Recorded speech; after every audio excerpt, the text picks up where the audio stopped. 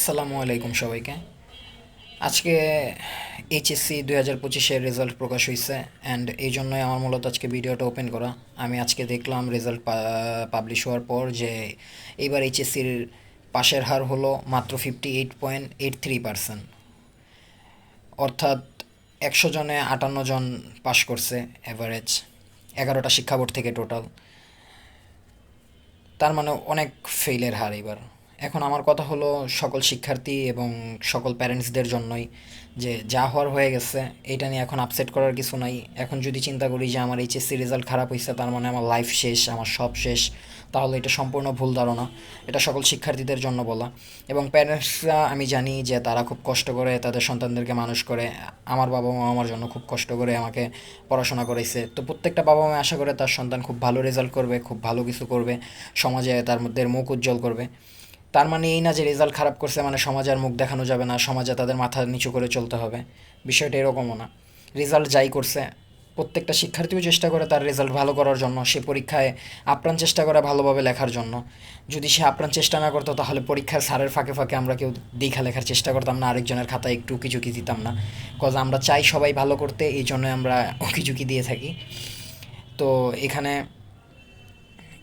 সারা বছর ঠিকমতো পড়া হয় নাই, রেজাল্ট খারাপ হয়েছে এরকম হইতে পারে। বা এমন আছে সারা বছর পড়া হয়েছে, এক্সাম হলে গিয়া ওই রকম সিচুয়েশন ছিল না, এক্সাম হলে গিয়া নার্ভাস হয়ে গেছে, ঠিকমতো লিখতে পারে নাই, ওই জন্য এক্সাম খারাপ হইতেই পারে। এনি কারণে এক্সাম খারাপ হইতে পারে বা রেজাল্ট খারাপ হইতে পারে, তার জন্য লাইফ শেষ হয়ে গেছে, বিষয়টা এরকম না। লাইফে লাইফে অনেক কিছু করার আছে, মাত্র শুরু।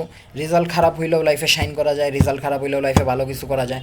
দেশের জন্য যদি অবদান রাখতে হয়, মাটির এই দেশের মানুষের জন্য যদি অবদান রাখতে হয়, জনগণের জন্য যদি অবদান রাখতে হয়, অনেকভাবে অবদান রাখা যায়। শুধু যে এইচএসসিতে আমি জিপিএ 5 পাইলাম, এসএসসিতে জিপিএ 5 পাইলাম, আমি ভালো ভালো ইউনিভার্সিটিতে চান্স পাইলাম, তাহলে যে আমি দেশের জন্য কিছু করতে পারবো, দেশের মানুষের জন্য কিছু করতে পারবো, বিষয়টা এরকম না।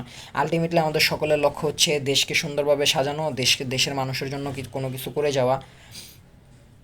তো আমার কথা হলো এটা নিয়ে আপসেট করবেন না, কেউ কোনো ভুল ডিসিশন নেবেন না। এখন থেকে প্রিপারেশন নেন। এই রেজাল্টেও আপনি পাবলিক ইউনিভার্সিটিতে চান্স পাইতেও পারেন।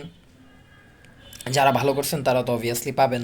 আর যারা পান নাই, পাবলিক ইউনিভার্সিটিতে চান্স না পাইলেও আপনি আপনার মেধাকে কাজে লাগান। সার্টিফিকেট আপনাকে কোনো দিন কোনো দেশের জন্য কাজ করতে অবদান রাখবে না। আপনার সার্টিফিকেট আপনার মানুষের জন্য কাজ করতে অবদান রাখবে না। আপনার ভিতরে কী আছে, আপনার মনুষ্যত্বের মধ্যে কী আছে, আপনার মেধাতে কী আছে, ওইটা আপনাকে এই দেশের মানুষের জন্য কাজ করতে সহায়তা করবে, আপনার পরিবারকে আপনার দেশের অবদান রাখতে সহায়তা করবে, আপনার পরিবারের ভাবমূর্তি উজ্জ্বল করবে। এবং প্যারেন্টসদের জন্য আমার একটাই কথা, যে যা হওয়ার হয়েছে আপনি আপনার সন্তানদের পাশে থাকেন এবং আপনি তাদেরকে বোঝানো ট্রাই করেন যে এটা নিয়ে মন খারাপ করতে না, এখনও মাত্র লাইফ শুরু। যে এইচএসসি দিচ্ছে তাদের এই ছেলে মেয়েদের বয়স কত আর, 18, 19, 20, আমার থেকে 2 বছরের ছোট, এর বাইরে তো আর কিছু না।